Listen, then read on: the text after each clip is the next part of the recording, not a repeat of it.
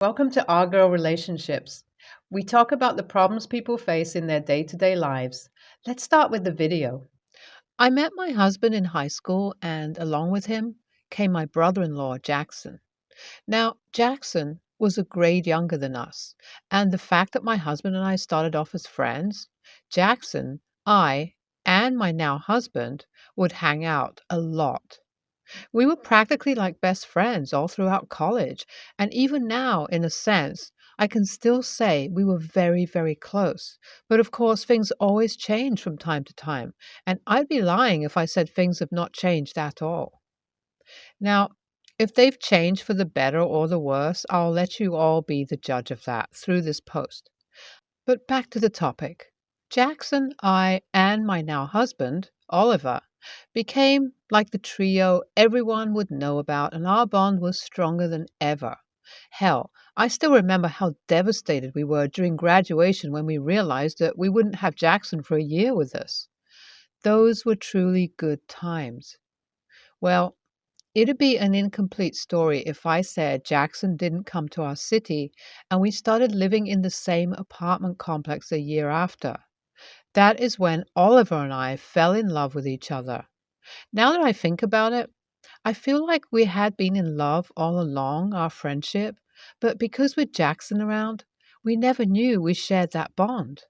But well, we started dating, and I'd say things just got better from there on because now we were able to do all the adult things party, have even more friends, and things were just a blast as we did all the college kid things. Then Sarah came into the picture through one of our other friend groups, and Oliver and I could just tell the bond between Jackson and Sarah was different. There was one problem here, though, and it was the fact that I knew Sarah had a pretty bad reputation. She had cheated on her boyfriend from high school, and Oliver and I both knew, and even Jackson did. I mean, the word was all around, but the fact that neither Jackson nor Oliver and I said nothing gave Sarah the green flag and made Jackson the perfect prey. Now, just like many of you guys, even I was left wondering why Jackson wanted to be with someone who was a liar. And I think the answer to that could be Jackson's past toxic relationship, which affected his self esteem quite a bit. Now, it is needless to say that Oliver and I, directly and indirectly, dropped hints to Jackson, telling him that he didn't have to be in this relationship. But the fact that Sarah didn't do anything that was visibly bringing him down, we couldn't really do much ahead of that. And well, of course, Sarah and Jackson continued to date all throughout college. And since I knew both Oliver and I had to accept Sarah as our own, we became pretty close to her. Especially I did, since besides her controversial opinions on cheating and her actions, we were a lot similar. So our friendly distance with Sarah persisted all throughout undergrad school as we heard more and more bizarre things about her.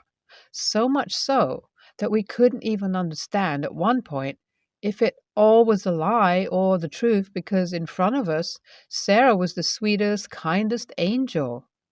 So we're not sure what to do, and it is right after graduation when the first bombshell is dropped on us, Jackson, Oliver, and I. All of us. Sarah is pregnant.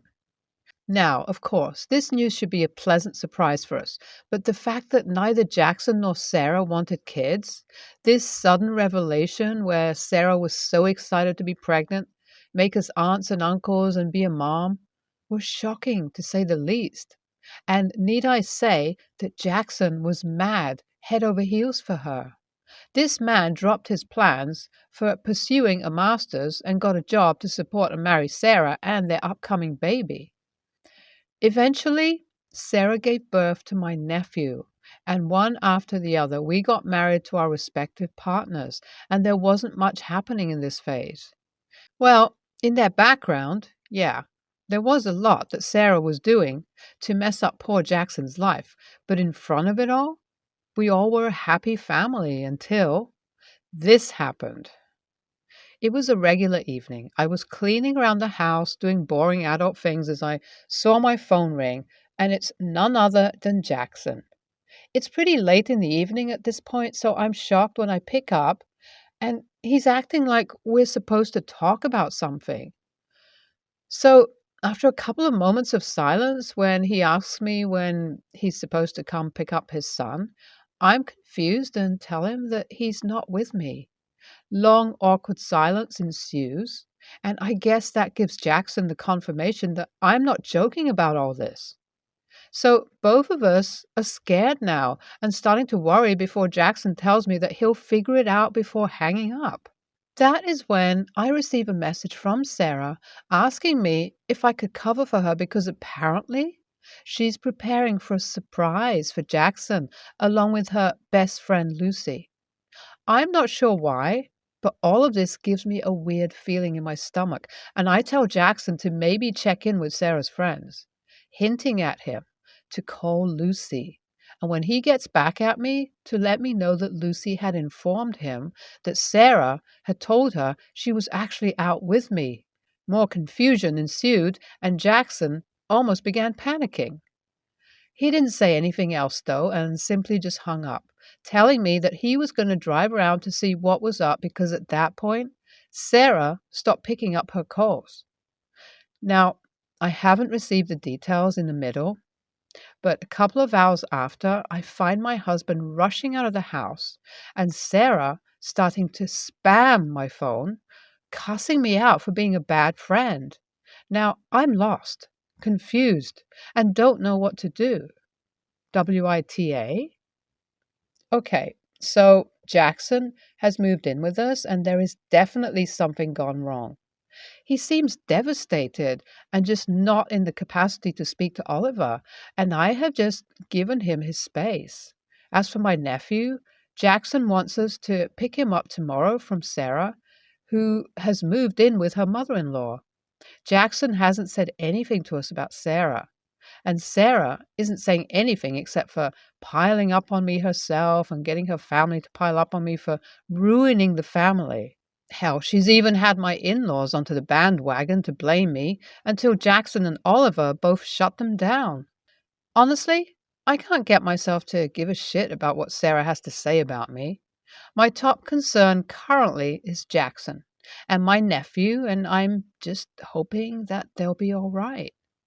It's been a week since all of this went down, and Jackson finally seemed like in the condition to speak, partly because of my nephew and his brightness that has managed to uplift the entire household, even during such a dark time. He's truly a sweet angel. Well, back to the update. Jackson told me everything that happened during that evening, and boy, was it heartbreaking. As soon as Jackson and I hung up the call, Jackson began driving around mindlessly around his locality to see if Sarah was anywhere. And he was in utter shock and disbelief when he saw Sarah walking out of a hotel with no other than the high school ex she had cheated on with.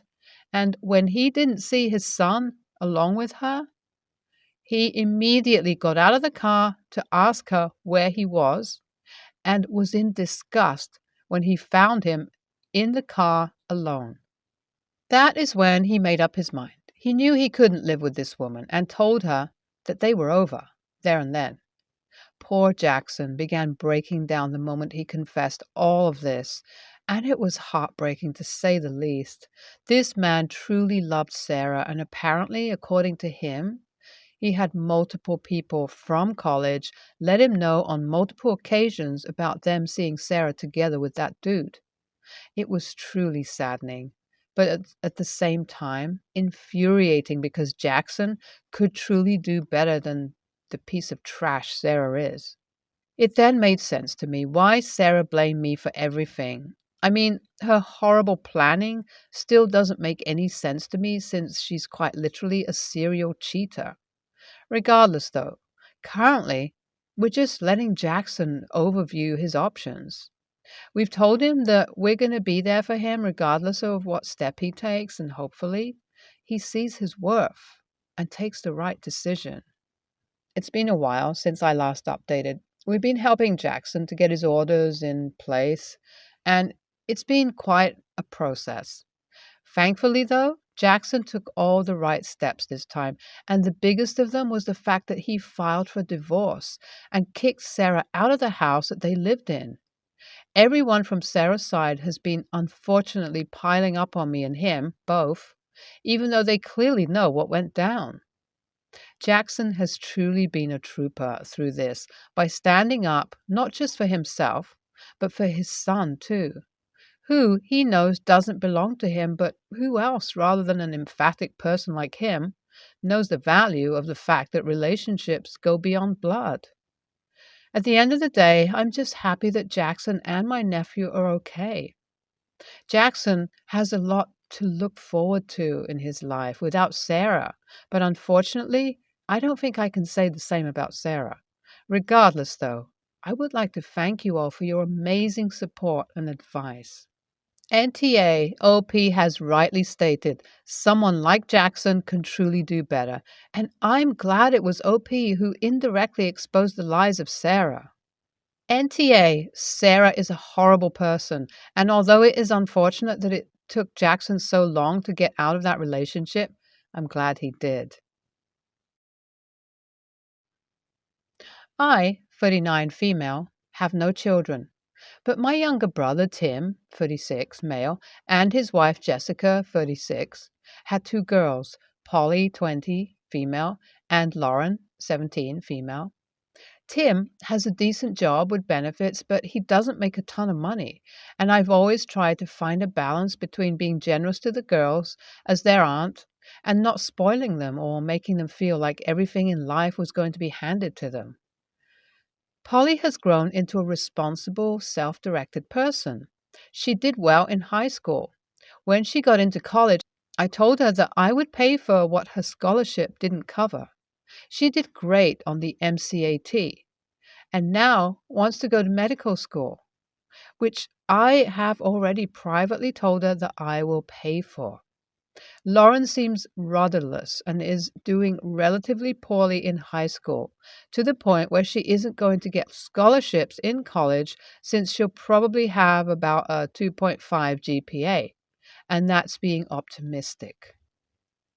Several months ago, Polly told me Lauren was bragging to her friends that I was going to drop about $60,000 a year for her to attend college, and she was leaning toward a fashion design program.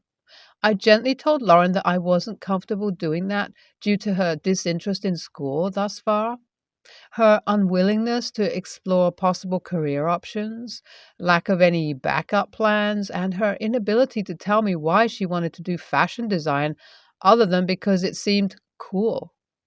She got angry and said that if I had paid Polly's way, I should pay hers as well, or cut her a check for what it costs to send Lauren to college so that she can travel. My sister in law has since called me because Lauren has done the math on what Polly's college and medical school costs will be and has said that I'm not giving Lauren the same chance to succeed. At the time, I said that Lauren was able bodied, neurotypical, and that her interest in school seemed only to be because her friends are thinking about it. So I wasn't going to pay for her to party through college and either earn poor grades or drop out entirely. But if I don't treat her the same as I did Polly, WIBTA, NTA, it seems to me that you are effectively giving your older niece a scholarship based on merit. Tell your brother and his wife that when Lauren has earned a scholarship from you will consider giving her one, and make it very clear exactly what she has to do to earn it and keep it. I hope that both your brother and sister in law realize that neither girl is entitled to a dime from you and that they really need to be extremely grateful for what you are willing to contribute. NTA, everyone seems to forget whose money it is. Yours. On one hand, it would be unfair to treat them differently. On the other, that's a lot of money for someone who isn't sure what they want to do, nor have they taken school seriously. My best advice would be to make her get her GPA up. Whether that means taking HS summer courses or getting tutored, whatever works. If she wants college assistance, she can work for it. Pay for summer classes to get her GPA up, cheaper than 4 years of college. And if that goes well, pay for 2 semesters at community college. It would be less than 10,000 altogether. Then go from there. Don't be pressured into helping someone who hasn't worked for it, though. NTA. You want to treat your nieces equitably rather than identically. And treating them equitably means helping them get established in life. It doesn't mean throwing your money at them as if they've earned it by virtue of their DNA. You don't have to pay for anything for Lauren right now, while she's unfocused. It sounds like what you were looking for from Polly when you helped her with school was a plan for what she wanted to do and how to get there, and sustained effort to make it happen. You didn't pay for her schooling, you supplemented her own efforts. You can look for the same thing from Lauren. When she finds something she's actually willing to work for and puts effort into making it happen, you can supplement her as well. For Lauren, that might look like matching her savings from full time work while she made up her mind. Maybe that helps with upgrading or skills training. Maybe seed money to buy into or set up her own business, trades, aesthetics, real estate. It's your money and you owe her nothing, but you might feel better about saying under these circumstances rather than never. I just suggest looking for circumstances that are reasonable and purposeful for Lauren as an individual. For context, I'm a 19-year-old female and my half sister is 36. She has a partner, 39, male, as well as 3 kids, 14 female, 13 male, and 5 female. We have never been close due to our large age gap, so growing up, I had felt like an only child. My half sister had always lived in her own home, whilst I always lived with our mother, who was a single parent.